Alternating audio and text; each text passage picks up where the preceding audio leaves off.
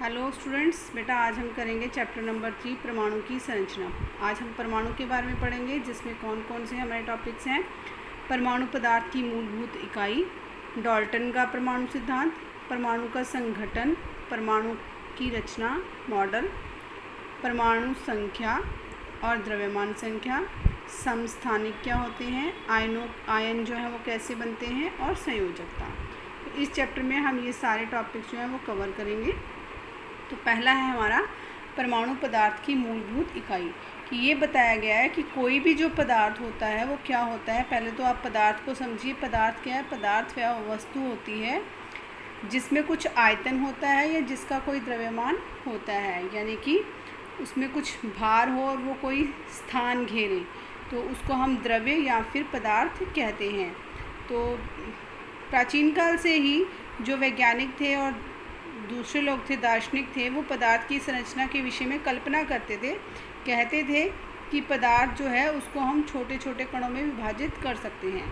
तो एक दार्शनिक हुए महर्षि कणाद, उन्होंने क्या बताया कि अगर हम पदार्थ को विभाजित करते जाएं, तोड़ते जाएं, तो उनको हमें बहुत छोटे छोटे कण प्राप्त होंगे और एक ऐसी स्थिति आ जाएगी जब हम उस कण को आगे नहीं तोड़ सकते, वह कण आगे विभाजित नहीं हो सकेगा। तो वो जो छोटा कण होगा, सूक्ष्म कण होगा, वो क्या होगा? हमारा परमाणु। उसको उन्होंने किसका नाम दिया? परमाणु का नाम दिया, कि परमाणु पदार्थ का वह कण होगा जिसको कि हम विभाजित नहीं कर सकेंगे।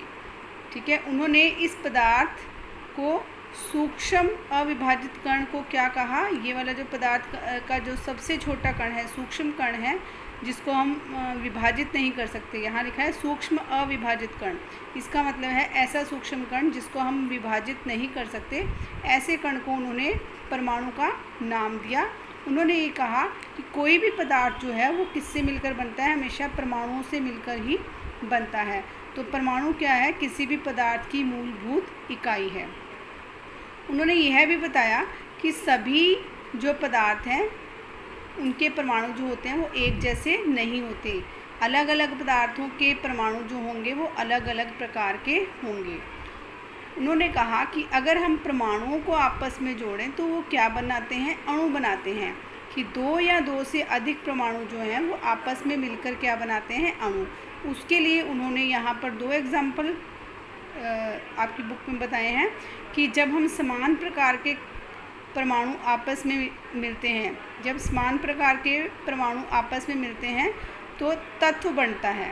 तो तत्व का अणु बनता है, तो उसमें एक ही प्रकार के परमाणु होते हैं, जैसे हाइड्रोजन का परमाणु और हाइड्रोजन का परमाणु। अगर हम हाइड्रोजन के दो परमाणु लें तो वो क्या बनाएंगे? हाइड्रोजन का एक अणु बनाएंगे। जब हम हाइड्रोजन गैस की बात करेंगे, ऑक्सीजन गैस की बात करेंगे, तो उसका मतलब होगा कि हम H2 की बात कर रहे हैं, खाली H की बात नहीं कर रहे हैं। क्योंकि हाइड्रोजन गैस या ऑक्सीजन गैस को हम हमेशा क्या लिखते हैं?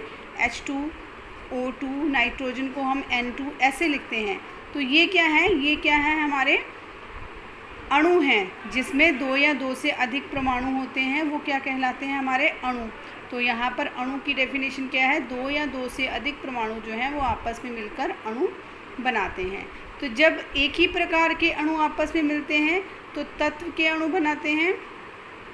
जब एक ही प्रकार के परमाणु आपस में मिलेंगे तो वो तत्व के अणु बनाएंगे। तो ये हमारा क्या है? तत्व का अणु है। लेकिन जब अलग अलग प्रकार के, यानी कि असमान प्रकार के परमाणु आपस में मिलते हैं तो हमें एक यौगिक का अणु मिलता है। जैसे यहाँ पर देखिए, एक लिया हुआ इन्होंने हाइड्रोजन का परमाणु और एक लिया है इन्होंने क्लोरीन का परमाणु। तो एक हाइड्रोजन का परमाणु जो है एक क्लोरीन के परमाणु से मिलकर क्या बनाएगा? हाइड्रोजन क्लोराइड का एक अणु बनाएगा। तो यहाँ पर दोनों परमाणु अलग अलग हैं, तो ये क्या होगा? हमारा यौगिक, जिसमें अलग अलग प्रकार के परमाणु आपस में मिलकर अणु बनाएंगे, वो हमारा यौगिक का अणु होगा।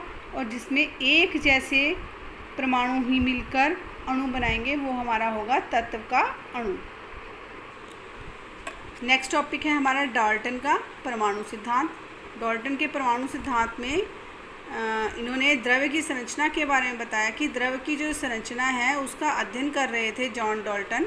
तो जॉन डाल्टन ने 1808 में द्रव्य की संरचना के बारे में अपने विचार प्रस्तुत किए, जिसे क्या कहा जाता है, डाल्टन का परमाणुवाद कहा जाता है। तो डाल्टन ने अपने परमाणुवाद में कुछ बातें बताई, वो क्या क्या थी। पहली तो ये थी कि पदार्थ जो होते हैं वो बहुत ही छोटे छोटे सूक्ष्म कणों से मिलकर बनते हैं, जिनको हम क्या कहते हैं, परमाणु कहते हैं। सेकंड, उन्होंने ये बताया कि परमाणु को हम ना तो नष्ट कर सकते हैं और ना ही इसे बना सकते हैं। तीसरा, उन्होंने ये बताया कि परमाणु जो होता है वो अविभाज्य होता है, यानी कि हम उसको विभाजित नहीं कर सकते।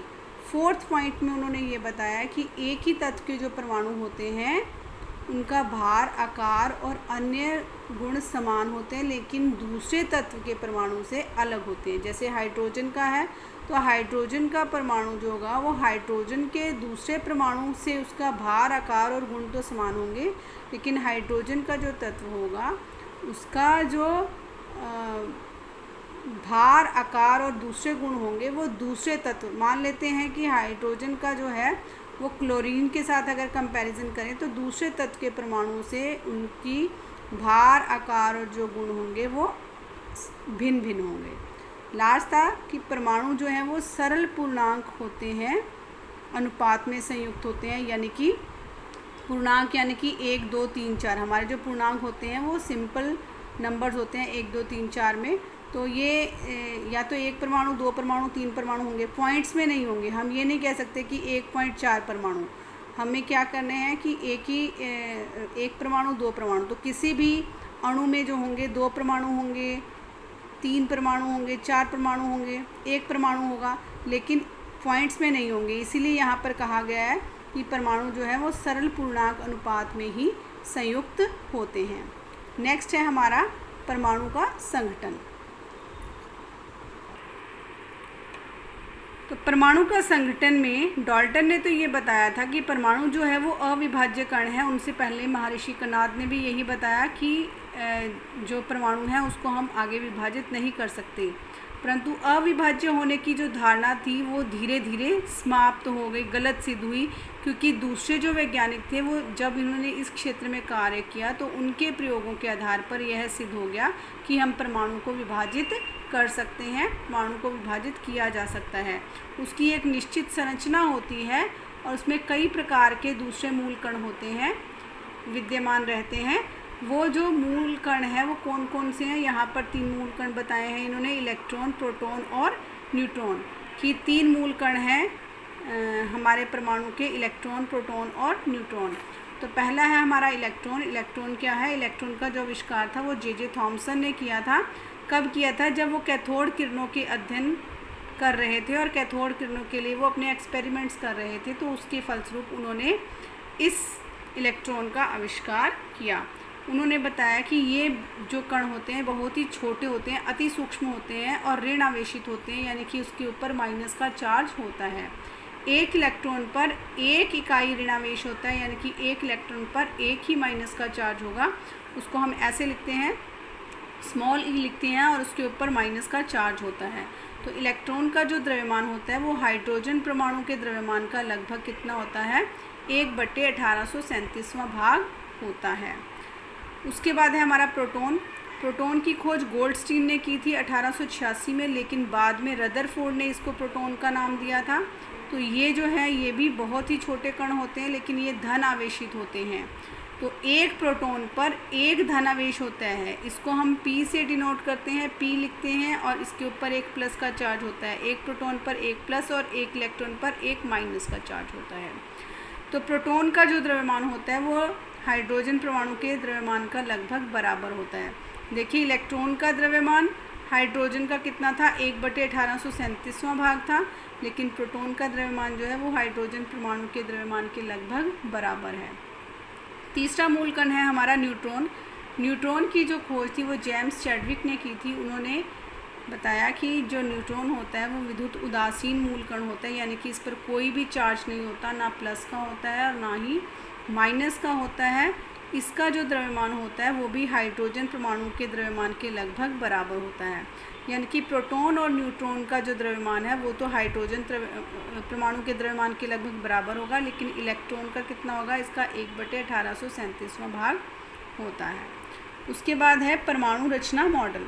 परमाणु रचना मॉडल की अब परमाणु का पता चल गया, हमें ये पता चल गया कि इसमें प्रोटॉन, न्यूट्रॉन्स और इलेक्ट्रॉन्स होते हैं। तो जब इलेक्ट्रॉन और प्रोटॉन की खोज हुई तो इसके बाद सबसे पहले परमाणु को में ये देखा गया कि अब ये प्रोटॉन और जो इलेक्ट्रॉन्स हैं वो परमाणु में रहते कहाँ हैं, कैसे व्यवस्थित होते हैं। तो इसके लिए कई वैज्ञानिकों ने कार्य किया। तो उसके जो थे कई वैज्ञानिकों ने इसके लिए प्रयास की, लेकिन मुख्य रूप से 3 वैज्ञानिक थे जिन्होंने इसके लिए मॉडल प्रस्तुत किए थे, तो जिनको हम परमाणु संरचना मॉडल कहते हैं। तो वो वैज्ञानिक कौन कौन थे? जे थॉमसन, उनका परमाणु मॉडल था। दूसरा रदरफोर्ड का नाभिकीय मॉडल था। तीसरा नील्स बोर का मॉडल था। तो जे थॉमसन का मॉडल क्या था? जे थॉमसन ने ये बोला कि परमाणु की जो रचना है उसमें परमाणु का जो आकार बताया, उसका जो व्यास बताया, वो बताया 10⁻⁻10 मीटर। कि परमाणु का जो आकार है, परमाणु को 10⁻⁻10 मीटर व्यास का ठोस गोला माना जा सकता है, जिसमें प्रोटॉन के कारण धन आवेश होता है और इलेक्ट्रॉन्स के कारण ऋण आवेश होता है। यानी कि इलेक्ट्रॉन्स जो हैं, ऋण आवेशित कण जो हैं उसमें धंसे होते हैं। तो ये इलेक्ट्रॉन परमाणु के धन आवेश को संतुलित करते हैं। उन्होंने क्या कहा कि जैसे ये हैं तो इसमें बीच बीच में तो ये प्लस के हैं और बीच बीच में ये माइनस के हैं। तो कहीं कहीं इलेक्ट्रॉन्स हैं, कहीं कहीं प्रोटॉन्स हैं। उन्होंने एक और भी इसका उदाहरण प्रस्तुत किया था जो इस बुक में नहीं है। उन्होंने ये कहा था कि इसको हम मान सकते हैं जैसे हमारा तरबूज होता है, तरबूज में जो रेड वाला पार्ट होता है जिसको हम खाते हैं, उनको तो उन्होंने माना कि वो तो है हमारा प्रोटॉन वाला भाग।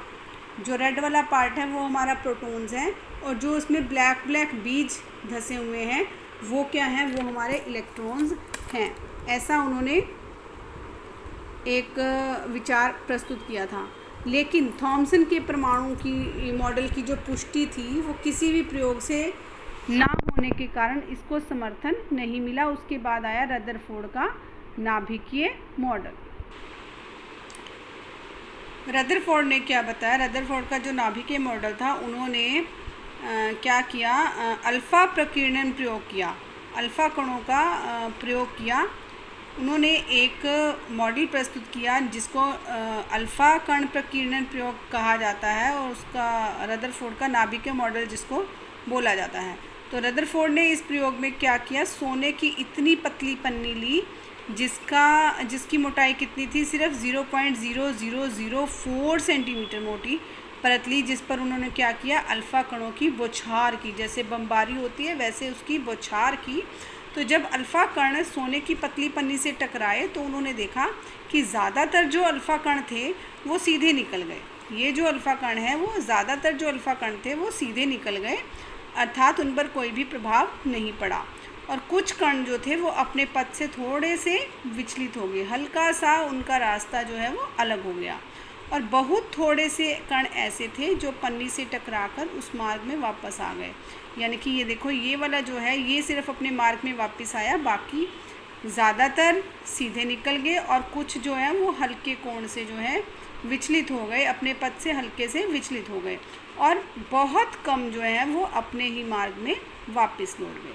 तो रदरफोर्ड के प्रयोग से उन्होंने कुछ निष्कर्ष निकाले कि क्या क्या निष्कर्ष निकाले। पहला तो उन्होंने ये निष्कर्ष निकाला कि परमाणु का जो संपूर्ण धनावेश होता है वो प्रोटॉन, जो यानी कि उसमें प्रोटॉन्स होते हैं, जो धनावेश होता है वो कहाँ पर होते हैं, उनके केंद्र में उपस्थित होते हैं, यानी कि नाभिक में उपस्थित होते हैं, जिसको उन्होंने किसका नाम दिया, नाभिक का। कि जो केंद्र है हमारा उसको उन्होंने नाभिक का नाम दिया, कि परमाणु का संपूर्ण धनावेश प्रोटॉन जो है वो केंद्र में उपस्थित होता है, जिसे हम नाभिक कहते हैं। इस नाभिक का जो आयतन है वो परमाणु की तुलना में बहुत ही कम होता है। दूसरा उन्होंने ये निष्कर्ष निकाला कि परमाणु का जो नाभिक है वो ऋण आवेशित इलेक्ट्रॉनों से घिरा होता है, यानी कि इसके चारों ओर जो है वो ऋण आवेशित कण होते हैं।